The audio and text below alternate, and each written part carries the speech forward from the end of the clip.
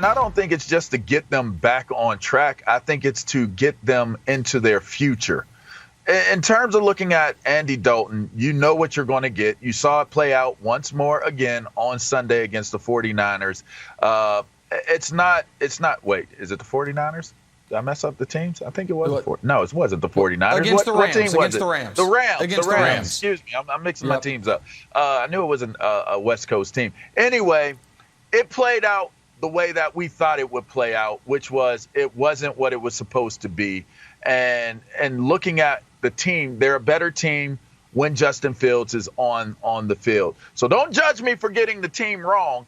I saw the guy that was behind the center, and it wasn't what it was supposed to be. And again, when Justin Fields got into the game, I thought it was they moved the ball. It seemed like there was more energy. Why wait? Why wait? This Bears team needs to win. Well, they need a shot in the arm, and that's why you drafted them, Nick. Why wait? Of course. There are only two people in the world, it would appear, that think Andy Dalton should be starting. Matt Nagy and Chris Collinsworth.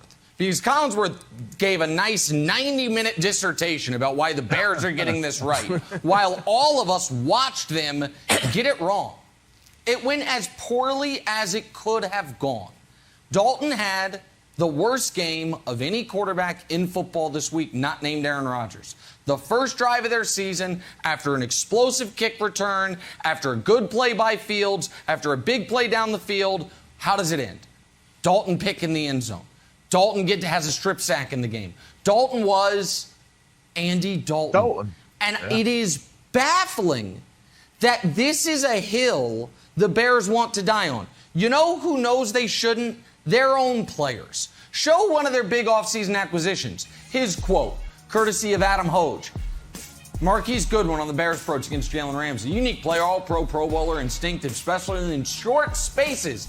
And us not running past 10 yards, that fell right into his hands, I feel like. Oh, well, is that an exaggeration? Well, now, courtesy of Danny Parkins and Next Gen Stats, let's show Andy Dalton's spray chart. One pass went more than 15 yards in the air, and it was picked off. Like, what are we doing here? It's indefensible, and it's rare that everyone agrees on something. And sometimes it's like, oh, if everyone thinks I'm wrong, that means I'm doing something right. You hear that on Twitter. When both sides say I'm an idiot, that means I'm right where I need to be. Or you're an idiot. That's the other option. The other option is everyone thinks you're wrong because you're wrong. Why? And I don't understand it, Broussard, why they're treating Dalton like he has earned this with his long tenure with them. He got there 6 months ago.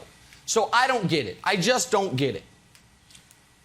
Look, I was on board with starting Andy Dalton in week one. All right, I thought he deserved a shot, and he could keep the position until he played poorly or Fields took it from him. Well, he played poorly. You just spelled it out, Nick. He was horrible, so there's nothing to wait for now.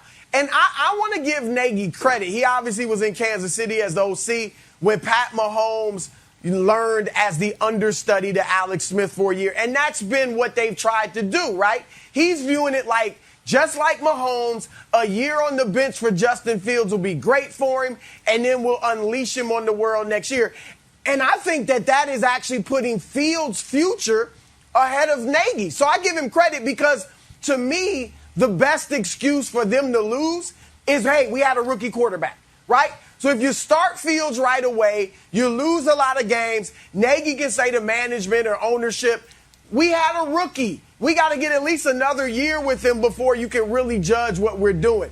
So I give him credit for, I believe, putting Fields' future ahead of his own.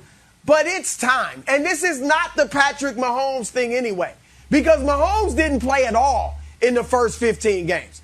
All right, Mahomes didn't have the college career even that Justin Fields had, and Alex Smith is much better than Andy Dalton.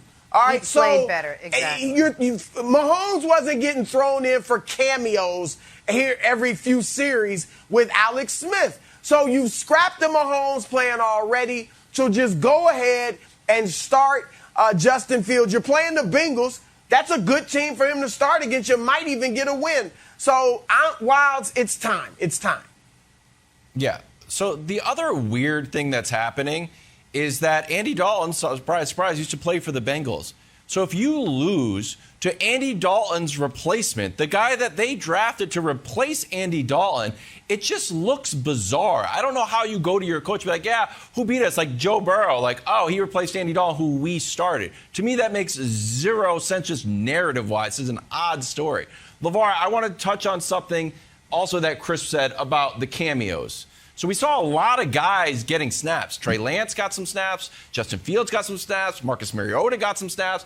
Jacoby Brissett got some snaps. So do you think that a way to meet in the middle on this, if they're kind of dug in, is take Justin Fields snaps from 2 to 10 or 15? Or do you think it's more of an all or nothing thing?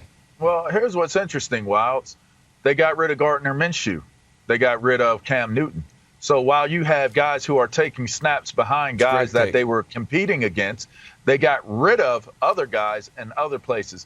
I would have to lean on the side. And listen, I'm not one to take money out of somebody's pocket. So I'm not saying this because I'm against Andy Dalton. I don't know the man, never met him a day in my life. But if I'm just being critical and being sensible about the situation, Andy Dalton, it should have been on the scrap heap. If a Cam Newton or Gardner Minshew is on the scrap heap or the trading block, right? So really, in reality here, you're talking about a Bengals team. This is a winnable game for the Bears, right? But then you go into another game. You go after the Bears and, well, the Browns. Then you have the Browns, after the Bengals, right? You have the Browns. That's going to be a very tough game for them. The Browns, even in a loss, are a good team. All right. Then you get the Lions, the Detroit Lions. That's a winnable game. You got two winnable games. You got the Bengals this week, and you get an opportunity to go against the Detroit Lions. And after that, you have the Raiders, Green Bay, and the Bucks. I don't see that being a stretch where I'm going to feel confident throwing Justin Fields into one of those matchup and those mixes. Why not get him in right now in a Bengals game? I could care less about the sentimental value of giving Dalton the opportunity to play against his former team. Get Justin Fields ready in a game like this.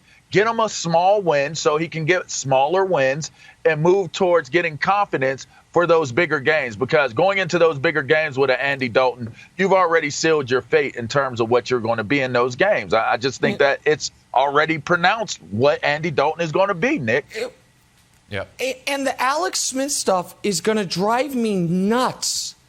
That's my team. Alex Smith had taken that team to the playoffs 3 times in the previous 4 years. He was coming off a double-digit win season, and Mahomes was far rawer coming out of a far less prestigious program than Justin Fields. And Alex Smith is a way better player than Andy Dalton. And, by the way, it was a mistake. They should have gone to Mahomes midway through the year. They might not have had Marcus Mariota march into Arrowhead and beat Alex Smith and the Chiefs because they scored 0 second-half points. So it's not a comparable situation, and even if it was, I would have hoped Nagy would have learned from the mistake.